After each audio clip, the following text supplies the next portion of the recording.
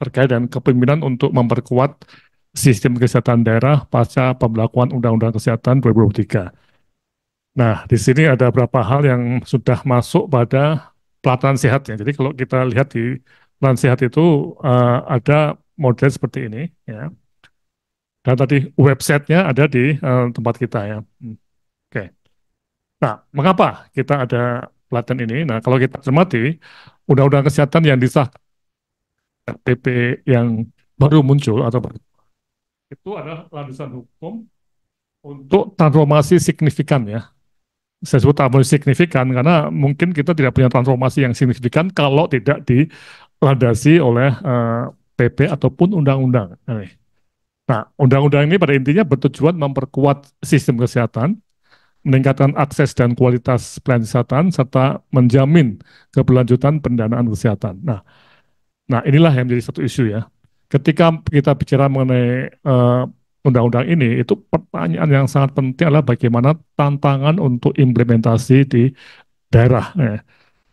Nah, karena kita tahu bahwa di daerah itu ada apa yang kita sebut sebagai kebijakan desentralisasi yang sudah cukup lama ya.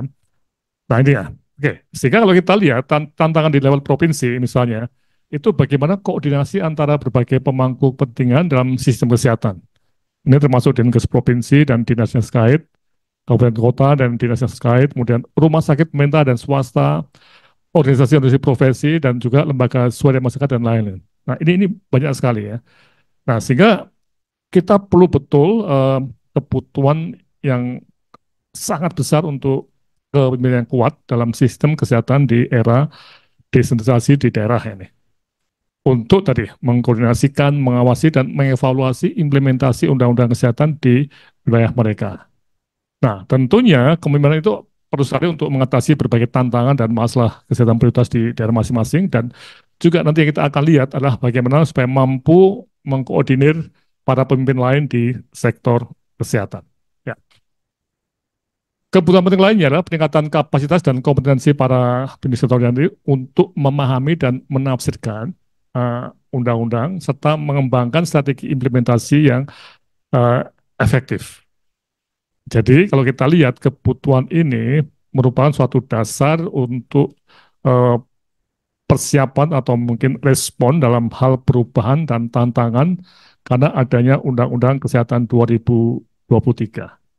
Nah, inilah yang menjadi suatu alasan mengapa kita berkumpul dan tentunya dengan tujuan yang cukup penting ya. Yang pertama adalah meningkatkan pemahaman peserta tentang prinsip-prinsip kepemimpinan dan juga filosofi sense making di sini ya. Dan yang kedua, memperdalam pengetahuan peserta tentang undang-undang kesehatan dan juga peraturan pelaksanaannya, termasuk tentunya ini PP ya, peraturan pemerintah ya, dan nanti akan diikuti oleh Permenkes dan berbagai aturan lainnya. Dan yang ketiga, meningkatkan kemampuan peserta dalam menafsirkan, nah ini, apa sih isu-isu penting dalam undang-undang kesehatan yang terkait dengan sistem kesehatan daerah dalam era desentralisasi. Dan yang empat, memberikan kesempatan kepada peserta untuk mengembangkan usulan revisi kalau ada revisi terhadap sistem kesehatan provinsi yang lama ya, yang tentunya logikanya berubah ya, seperti dalam kasus inilah kasus di Provinsi Kalimantan Timur, itu bagaimana apakah sistem kesehatan Provinsi Kaltim yang sudah disusun mungkin 15 atau 10 tahun yang lalu itu masih relevan tidak dengan adanya Undang-Undang Kesehatan 2023 dan PP yang ada. Sekali lagi ini semua dalam konteks desentralisasi. Oke.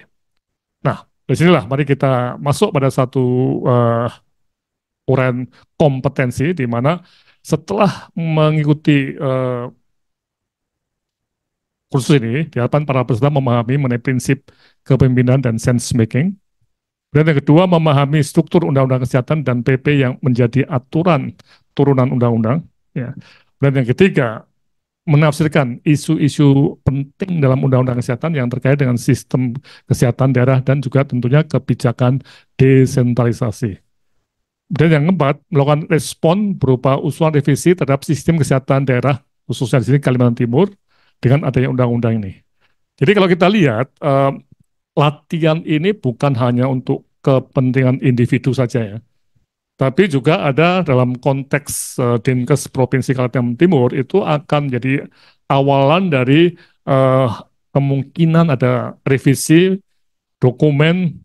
Di sini ada perda ya, peraturan daerah mengenai sistem kesehatan provinsi. Jadi sekali lagi ini pelatihan yang sifatnya individual, tapi ini juga akan berlaku juga untuk eh, organisasi ya, dengan disertai pelatihan atau pendampingan untuk menyusun naskah akademik atau revisi yang ditulis secara ilmiah dalam konteks sistem kesehatan provinsi, khususnya di Kalimantan Timur. Nah, jadi ada 4 modul. Yang pertama, sense making dan prinsip kepemimpinan. Dan yang kedua, memahami struktur Undang-Undang Kesehatan dan PP nomor 28 tahun 2024, termasuk aspek sejarah. Nah ini.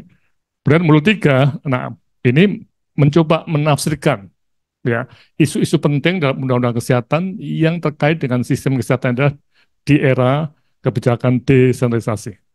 Dan yang keempat, melakukan respon berupa usulan revisi terhadap sistem kesehatan daerah Kaltim dan adanya undang-undang ini.